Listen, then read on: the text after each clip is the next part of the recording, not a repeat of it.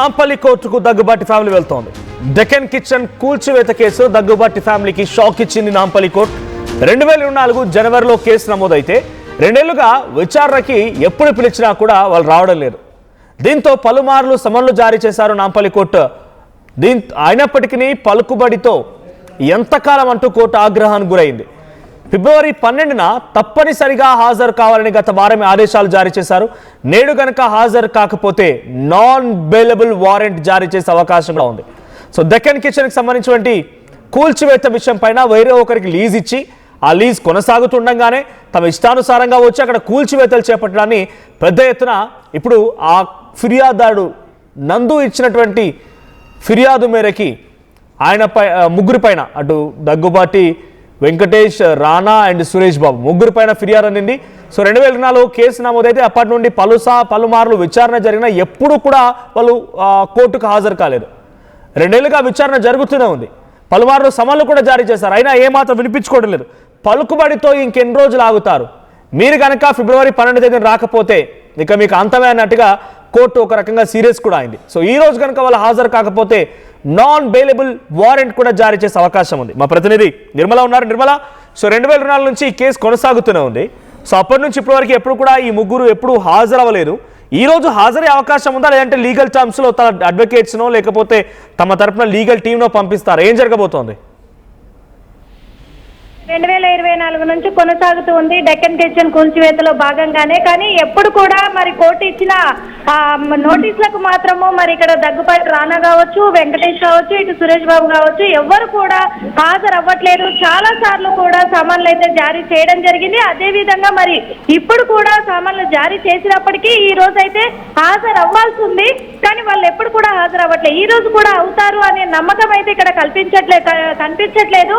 కాకపోతే మరి కోర్టు మాత్రం కఠినంగానే చర్యలు తీసుకుంటాము ఇప్పుడు హాజరు అవ్వకపోతే అని చెప్పేసి కూడా చెప్పడం జరిగింది.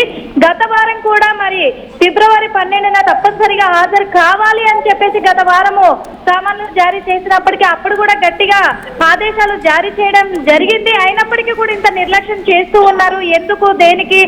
కోర్టు అంటే వాళ్ళకు విలువ లేదా అనే విధంగా కూడా ఇక్కడనైతే మరి తెలుస్తూ ఉంది. నేడు హాజరు కాకపోతే మాత్రం నాన్ అవైలబుల్ వారెంటీ జారీ చేసే అవకాశం అయితే ఉంది అని కూడా తెలుస్తూ ఉంది. కాకపోతే మరి గత వారంలో కూడా అదే అన్నారు. కోర్టు కూడా అదే తీర్పునిచ్చింది. నాన్ అవైలబుల్ వారెంటీ ఇస్తాము అని చెప్పేసి కూడా అప్పుడు కూడా అలాగే చెప్పింది. కానీ ఇప్పటికే మళ్ళీ మరోసారి నోటీసులు ఇచ్చి చూద్దాము అని చెప్పేసి మళ్ళీ ఇప్పుడైతే సామాన్లు జారీ చేయడం జరిగింది. కానీ ఈ రోజు 90% రానా కావచ్చు, లేకపోతే ఇటు సురేష్ బాబు ఎవరో ఒకరు ముగ్గురులో ఎవరో ఒకరు హాజరు అవుతారు అని చెప్పేసి కోర్టు ఒక నమ్మకానికి వచ్చినప్పుడు కూడా ఈ రోజు కూడా మరి కోర్టుకైతే నిరాశ మిగిలబోతుందా అని చెప్పే అనుమానాలు అయితే వ్యక్తమవుతూ ఉన్నాయి.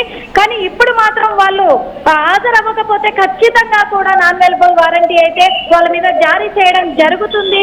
కఠినంగానే కోర్టు ఆంక్షలు విధించింది కాబట్టి వాళ్ళు హాజరు అవ్వకపోతే చర్యలు కూడా కఠినంగానే ఉంటాయని కోర్టు అయితే మరి నిర్ణయం తీసుకునే అవకాశాలు కూడా ఉంది. ఎందుకంటే కోర్టును గౌరవించకపోతే వాళ్ళ గౌరవాన్ని కూడా మరి మనము దానికి తగినట్టుగా కూడా చర్యలు తీసుకోవాలి కదా అని చెప్పేసి కోర్టు కూడా దృష్టిలోకి తీసుకుంటున్నట్టుగా కూడా తెలుస్తూ ఉంది. మనోజ్, రైట్, ఈ రోజు హాజరయ్యే అవకాశం ఉంది. దీంట్లో A1 గా సురేష్ బాబు, A2 గా వెంకటేష్, A3 గా రానా అండ్ A4 గా అభిరామ్. సో వీళ్ళు ఎవరైనా డైరెక్ట్ గా హాజరవుతారా, లేదనంటే వీళ్ళ లీగల్ టీం పంపిస్తారా? కోర్టు ఏం చేయబోతుంది? ఇప్పటికే పలుకుబడితో ఉంటే కుదరదు, కోర్టుకు ముందు అందరూ సమానమే, మీరు రావాలన్నట్టుగా ఆగ్రహానికి గురవుతూ ఒక నోటీస్ కూడా జారీ చేసింది. ఏం జరగబోతుంది అనుకోవాలి? ఎస్ మనోజ్, ఇప్పటికైతే మరి దగ్గుబాటి ఇంటి నుంచి మాత్రం ఏ ఒక్కరి కదలికలు కూడా ఇప్పటికీ ఇంకా కనిపించట్లేదు. వాళ్ళు మళ్ళీ నిర్లక్ష్యమే చేస్తున్నట్టుగా తెలుస్తూ ఉంది. కాబట్టి మరి ఇక్కడ నుంచే లీగల్ టీమ్ ను అక్కడికి పంపించే అవకాశాలు ఉన్నాయని కూడా తెలుస్తూ ఉంది. ఎందుకంటే మరోసారి ఇంకా వాళ్ళకి సామాన్లు జారీ చేసే అవకాశం లేదు, చెయ్యని కూడా అవకాశం కూడా వాళ్ళకు కల్పించము అని చెప్పేసి. ఎందుకంటే కోర్టుకు అందరూ సమానమే. ఇప్పటి వరకు కూడా వాళ్ళు చిత్ర పరిశ్రమలో ఉన్నప్పటికీ కూడా వాళ్ళు ఎంత సెలబ్రిటీలు అయినప్పటికీ కూడా ఒకరి మీద ఒకరికి ఏదైనా తప్పు జరిగింది అంటే ఖచ్చితంగా కోర్టు అయితే నిర్ణయం తీసుకుంటూనే ఉంది. వాళ్లకు తగ్గ చర్యలు చేపడుతూనే ఉంది. అయినప్పటికీ వీళ్ళు చేస్తున్న నిర్లక్ష్యానికి ఖచ్చితంగా కోర్టు అయితే చర్యలు తీసుకునే అవకాశం అయితే కనిపిస్తూ ఉంది. Manoj, right, thank you Nirmala. మొత్తంగా దగ్గుబాటి ఫ్యామిలీ ఈ రోజు కోర్టుకు వెళ్ళి కోర్టు ముందు హాజరవుతారా, తమ వాంగ్మూలాన్ని ఇస్తారా, కోర్టుకు వివరణ ఇస్తారా, లేదంటే ఈ రోజు వారికి నాన్ బెయిలబుల్ వారెంటే అంటే అరెస్ట్ చేసే అవకాశం కూడా ఉంది. నలుగురిని దగ్గుబాటి సురేష్ బాబు, వెంకటేష్, రానా అండ్ అభిరామ్ నలుగురిని కూడా ఈ కేసులో ఇన్వాల్వ్ చేశారు.